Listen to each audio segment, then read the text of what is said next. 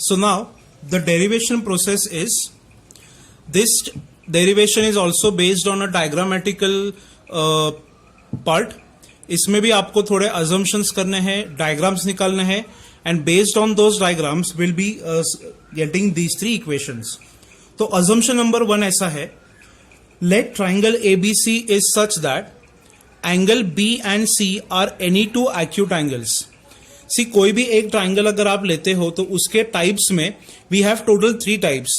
Either the triangle is acute, it is right angle और obtuse. But in those 3 cases एक common चीज क्या रहता है कि वो तीनों ट्राइंगल्स में कोई भी 2 एंगल्स कंपल्सरीली क्या होने चाहिए, एक्यूट. अगर थर्ड एंगल एक्यूट है तो वो ट्राइंगल एक्यूट हो गया, थर्ड एंगल ऑब्ट्यूज है तो वो ऑब्ट्यूज हो गया, थर्ड एंगल राइट एंगल है तो वो राइट हो गया. तो मैंने क्या किया है, just to make the question simple, I have assumed that angle B and C are acute.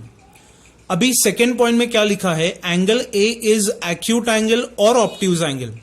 अभी यहां पे आपको क्वेश्चन आएगा कि हम लोग ने राइट एंगल क्यों नहीं अज्यूम किया. तो उसका एक simple answer I can give you. अगर ये ABC में से कोई भी एक एंगल राइट एंगल है तो cos 90 की वैल्यू कितनी रहती है, 0. तो ये पूरा टर्म जो है वो 0 हो जाएगा.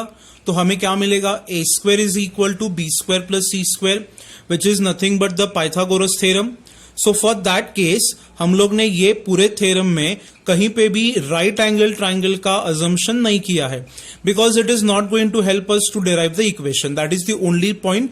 अदरवाइज अगर आप यहाँ पे राइट एंगल लिखते हो फिर भी कुछ फर्क नहीं पड़ेगा. The third point is very important.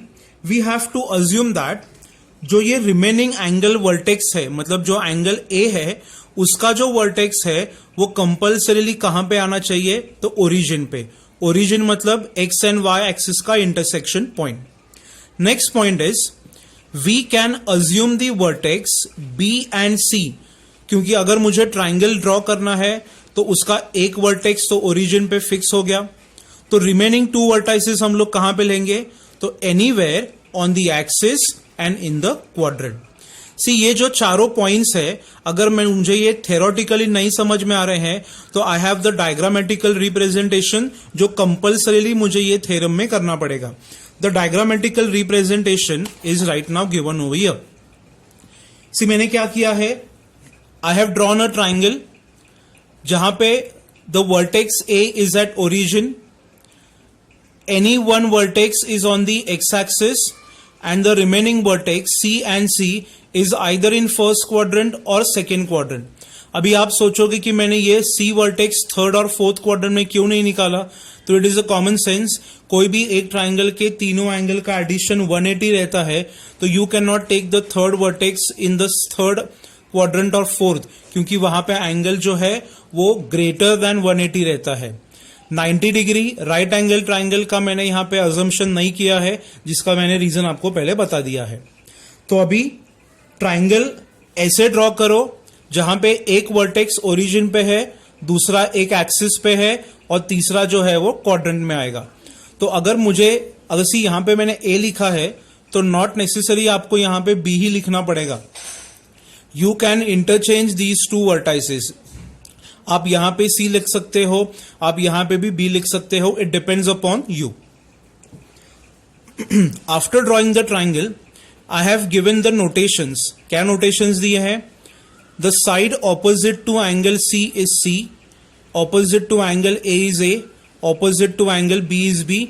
तो दोनों कंडीशंस में पहले मैंने डायग्रामेटिकल रिप्रेजेंटेशन निकाला, उसके डेफिनाइट साइड्स अज्यूम कर लिए, बाद में वर्टेक्स को हम लोग ने एक ओरिजिन को वर्टेक्स बना दिया एंड बाकी के 2 वर्टाइसेस को एक्सिस और क्वाड्रेंट में भी डाल दिया. Now the derivation will start by again an assumption. वो अजम्पशन हम लोग ने प्रीवियस पॉइंट में ही स्टडी किया है, that is polar and Cartesian coordinate. अगर आपको याद है तो मैंने आपको क्या सिखाया था, कोई भी एक point P x comma y can be represented as r cos theta and r sine theta. बरोबर है. तो अगर मुझे ये पॉइंट सी के कोऑर्डिनेट्स लिखने हैं तो ये सी के कोऑर्डिनेट्स लिखने के लिए ये जो आर है वो हम लोग क्या अज्यूम करेंगे, तो ये b रेडियस वेक्टर, और जो एंगल थीटा है उसको हम लोग किससे रिप्लेस करेंगे, तो एंगल a। तो यहां पे can I say C x comma y is equal to c b cos A comma b sine A. समझ में आ रहा है? सेम ओवर हियर, अगर मुझे पॉइंट सी का कोऑर्डिनेट लिखना है तो it is r cos theta r sine theta, तो b cos A b sine A. मान लो अगर आपने ये दोनों वर्टाइसिस इंटरचेंज कर दिए रहते तो ये जो साइड्स है वो साइड्स में फर्क पड़ता, ये C यहां पे आता, ये B यहां पे आता, and then I would have to write the vertex B over here, जिसकी वैल्यू आती C cos A and C sin A। दोनों में कॉमन चीज क्या रहती, मुझे एंगल A वैसे का वैसा ही रखना पड़ता because it is considered as the origin. तो मैंने पॉइंट C का वर्टेक्स लिख दिया इन बोथ द कंडीशंस। अभी पॉइंट B जो है मुझे उसका वर्टेक्स लिखना है। How do I write this? This point lie on the x axis, तो इसका y कोऑर्डिनेट 0 हो जाएगा। तो यहां पे I say B x comma y is equal to b. ये डिस्टेंस c है तो इसका x कोऑर्डिनेट c आ गया दोनों कंडीशंस में, और उसका y कोऑर्डिनेट जो है वो बाय डिफॉल्ट कितना हो जाएगा, 0। Are you getting this? Simple c and b from the diagram. Now by distance formula, distance formula क्या है वो आपको रिवाइज में करके देता हूं। It is a very simple formula. Any distance is equal to under the square root x2 minus x1 का square plus y2 minus y1 का square. Do you remember this formula? कोई भी अगर दो पॉइंट्स में मुझे डिस्टेंस निकालना है तो I have to take the difference of their x coordinate उसका square plus difference of their y coordinate उसका स्क्वायर। तो ये क्वेश्चन में मैं कौन से दो पॉइंट्स के बीच में डिस्टेंस निकालूंगा, तो पॉइंट B और पॉइंट C। तो B और C का बीच का डिस्टेंस हम लोग को कितना है, it is A which is nothing but the side of the triangle. तो यहां पे I say therefore A is equal to under the square root, अगर ये x1 y1 है तो इसको आप x2 y2 ले लो, तो x1 माइनस x2 का स्क्वायर, तो it is b cos a minus c the bracket square plus y1 minus y2 का स्क्वायर, तो b sin a माइनस 0 का ब्रैकेट स्क्वायर। अभी दोनों तरफ आपको ये स्क्वायर रूट साइन जो है वो एलिमिनेट करनी है, तो you can square this term. तो यहां पे I say a square is equal to, square root sign eliminate हो गई। Now you can expand the brackets. This is a minus b the whole square, तो a square minus 2ab plus b square. अभी b sine a minus 0 मतलब b sine a और उसका square, तो it is b square sine square a। समझ में आ गया?